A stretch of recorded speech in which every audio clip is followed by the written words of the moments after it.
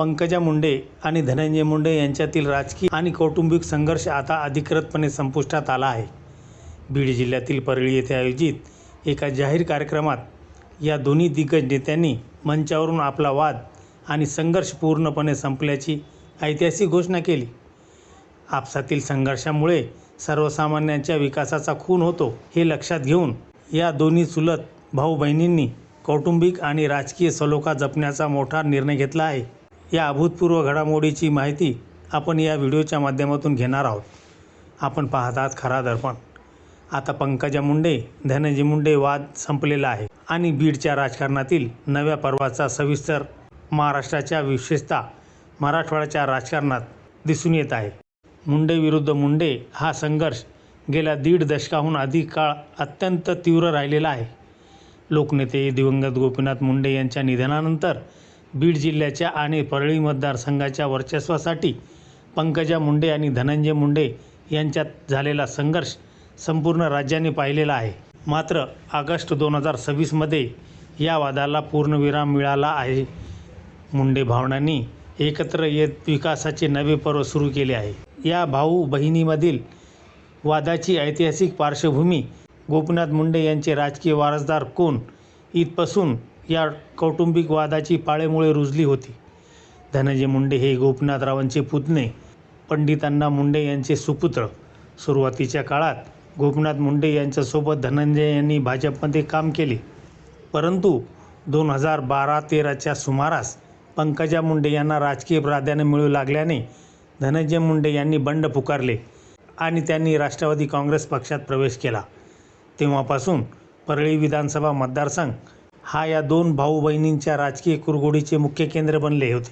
2014च्या निवडणुकीत पंकजा मुंडे यांनी धनंजय मुंडेंचा पराभव केला आणि त्या फडणवीस सरकारमध्ये कॅबिनेट मंत्री झाल्या.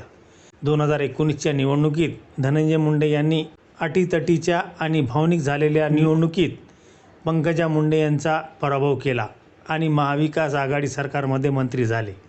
हा राजकीय संघर्ष इतका टोकाचा होता की वैयक्तिक पातळीवरही त्यांच्यात प्रचंड दुरावा निर्माण झाला होता. 2023मध्ये महाराष्ट्राच्या राजकारणात मोठी उलथापालथ झाली.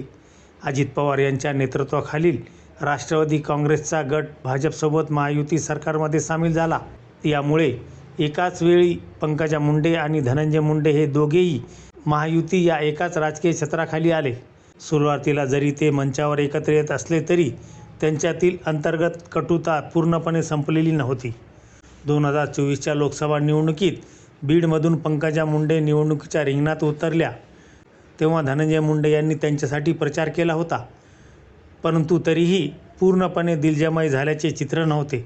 वाद मिटल्याची अधिकृत घोषणा बीडमधील एका शासकीय कार्यक्रमादरम्यान या दोन्ही नेत्यांनी अत्यंत परिपक्वतेचे दर्शन घडवत आपल्यातील वादावर कायमचा पडदा टाकला. पंकजा मुंडे यांनी याबाबतचे जाहीर वक्तव्य कार्यक्रमात बोलताना केले.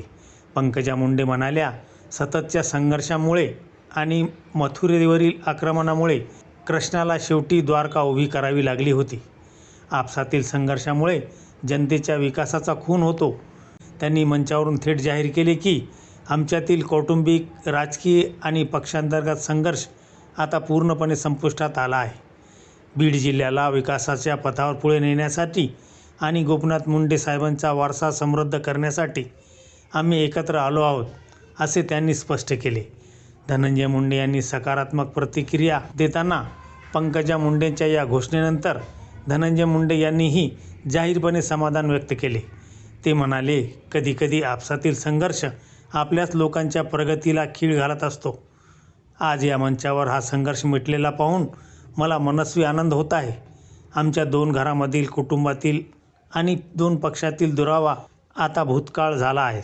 आमचे पूर्ण लक्ष आता फक्त लोककल्याण आणि विकासावर केंद्रित असेल, अशी ग्वाही त्यांनी यावेळी दिली. पंकजा आणि धनंजय मुंडे एकत्र येण्यामुळे बीड आणि संपूर्ण मराठवाड्याच्या राजकारणावर या दिलजमाईमुळे याचे मोठे राजकीय परिणाम होण्याची शक्यता आहे. पंकजा आणि धनंजय मुंडे एकत्र येण्यामुळे बीड आणि संपूर्ण मराठवाड्याच्या राजकारणावर याचे दूरगामी परिणाम दिसणार आहेत. महायुतीची ताकद वाढणार असून मुंडे भावंडांच्या एकत्र येण्यामुळे बीड जिल्ह्यातील भाजप आणि राष्ट्रवादी काँग्रेसच्या कार्यकर्त्यांमध्ये संभ्रम दूर होईल आणि महायुतीची पकड जिल्ह्यावर मजबूत होईल. विकासाला नवी गती मिळू शकते. परळी आणि बीड जिल्ह्यातील रखडलेले पायाभूत प्रकल्प, विशेषतः रस्ते, शेती आणि सिंचनाचे प्रश्न तीव्र गतीने सुटू शकतील. जातीय समीकरणावर सुद्धा याचा प्रभाव पडणार आहे. बीडमधील राजकीय संघर्षाला अनेकदा जातीय भावनिक रंग दिला जात असे. आता दोन्ही प्रमुख नेते एकत्र आल्यामुळे जिल्ह्यातील सामाजिक सलोखा अधिक दृढ होण्यास मदत होईल. थोडक्यात सांगायचे झाले तर पंकजा मुंडे आणि धनंजय मुंडे यांच्यातील प्रदीर्घ वाद आता इतिहास जमा झाला आहे.